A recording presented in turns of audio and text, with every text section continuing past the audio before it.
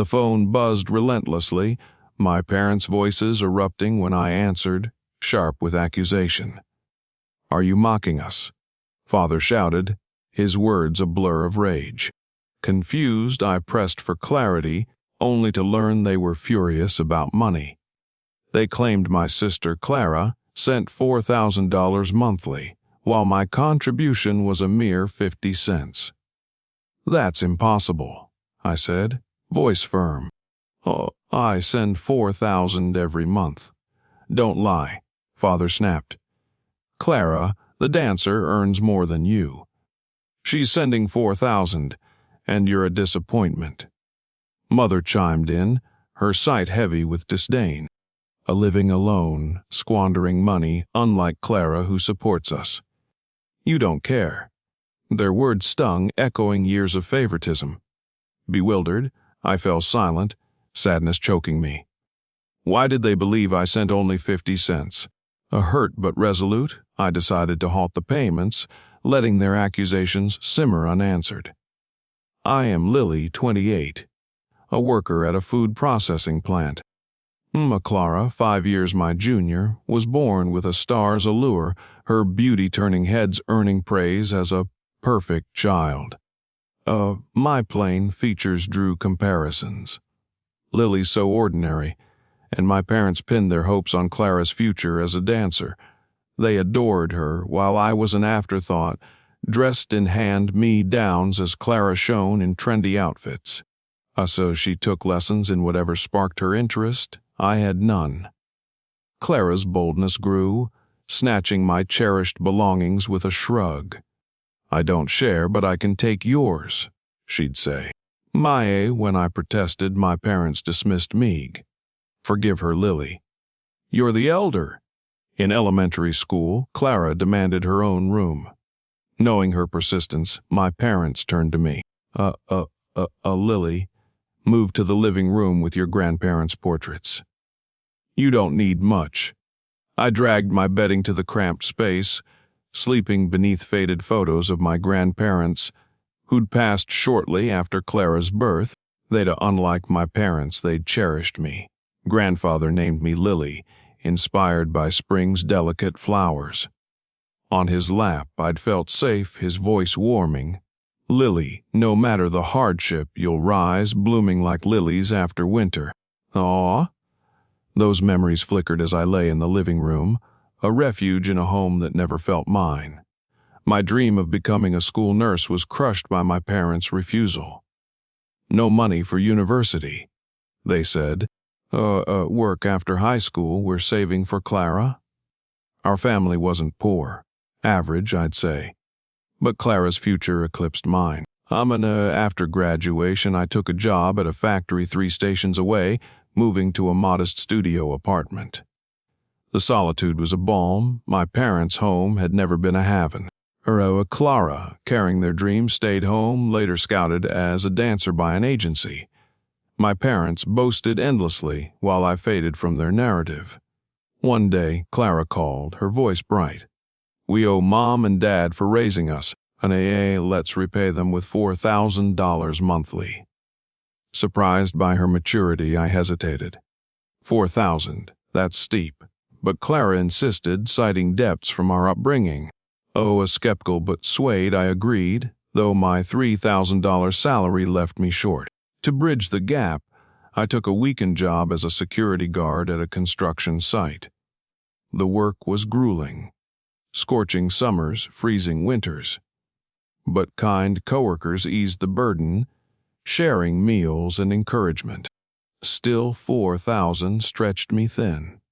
I cut meals, avoided luxuries, and studied for a certification, sacrificing sleep to secure a better future. Then came the call that shattered everything. My parents' fury. 50 cents. "Are you mocking us?" Revealed Clara's deception. She'd suggested we send money under the alias Rainbow. Her stage name, but registered my 50-cent contributions under my name, Lily, while claiming my 4,000 as hers. They hung up, dismissing my truth. Betrayal burned, keeping me awake. Clara had framed me as the failure, and my parents believed her. I confided in my high school friend, Emma, a sharp consultant known for her honesty. Over lunch near her office, I poured out the story. Emma's eyes narrowed. Are your parents truly struggling? They're in their 50s, and your dad works. And a $4,000 is absurd for debt supposedly from you both, especially since you didn't attend university. It's mostly for Clara. She paused. If they think you're sending 50 cents, stop the payments. Let them feel it. Anna. Her words struck deep. You're too kind, Lily. Don't let them use you. I nodded, resolve hardening. I wasn't just their tool. 2 months later, Clara called livid. Why'd you stop sending money? But Mom and Dad are struggling without the $4,000. Her anger confirmed my suspicions. Emma, connected to one of Clara's friends, had uncovered the truth. Clara spent lavishly on clothes and cosmetics, boasting to friends that, my sister funds me. My parents, meanwhile, indulged in luxury brands and father gambled, not worked. My money fueled their excess. Dad's employed, I said coldly. My money isn't needed. Clara sputtered, but I hung up. A week later, my parents confronted me, Clara having confessed. I can't afford $4,000. She'd admitted, tears streaming. Her dance career was a facade. Occasional low-paying gigs for online catalogs, her lack of talent stalling her dreams. My parents, furious, demanded I resume payments. We've disciplined Clara. Send the money. You're reliable. No apology, just entitlement. I pressed. Clara mentioned debts. True. Father scoffed. Debts. We used your grandparents' inheritance for Clara's tuition. Mother added. We just need extra for shopping. Your father's salary isn't enough. The lie unraveled. No debts, just greed. Why doesn't Clara work full-time? I asked. Father bristled. Is that how you speak to us? I didn't raise you to defy us. Mother sneered. We don't need a daughter like you. We'll use your grandfather's savings for you. Their threat to seize my inheritance was the final blow. Do what you want, I said, but don't contact me again. Tears fell as they left. But I knew I was done being their pawn. 2 months passed and my doorbell rang. My parents and Clara stood there, disheveled, eyeing my polished appearance. New clothes, a glow from my recent success. I'd earned a small business consultant certification, landing a team leader role at a firm Emma recommended. My salary soared, and I planned to move closer to work. You're indulging in luxuries, they accused. Give us money. Don't abandon your struggling family. Their audacity stunned me. With Dad's job and Clara's income, you're fine, I said. Clara, tearful, admitted her dance career had collapsed. Scouted by a new agency promising acting roles, she'd borrowed heavily, convincing Father to invest his retirement savings. It was a scam. No contract, no agency.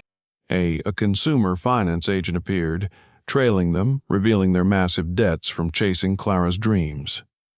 Clara, stressed, squandered money at nightclubs. Go to the police, I urged, then faced the agent. I don't know these people. We're not family. I walked away, heart steady. Later, my parents filed for bankruptcy, selling their house to live in a rundown apartment. Both took temp jobs. Father, ironically, at my old construction site. Coworkers there recalled me fondly, unaware he was my father, his face tightening at their praise. Clara abandoned dancing, working at a small bar after failing in nightlife due to her arrogance. Her once radiant beauty faded, mocked by patrons who doubted her modeling past. 5 years later, I attended Emma's wedding in a Miami chapel, the sea's blue expanse mirroring the sky. Emma, radiant beside her husband, teased, Lily, face your feelings. Live fully, warm. Her words, warm and wise, were a gift from the woman who'd shown me freedom. As the ceremony closed, Emma introduced me to Ethan, nicknamed Nate, a tall architect with a disarming smile. Your personalities match." She laughed, sparking our easy banter. Nate and I clicked, planning a dinner date. Lilies bloomed within me, a promise of love and work intertwined. Grandfather, watching from above, I vowed to flourish. My life, once tethered to others' greed, was now mine, vibrant, free, and blooming like spring's first flowers.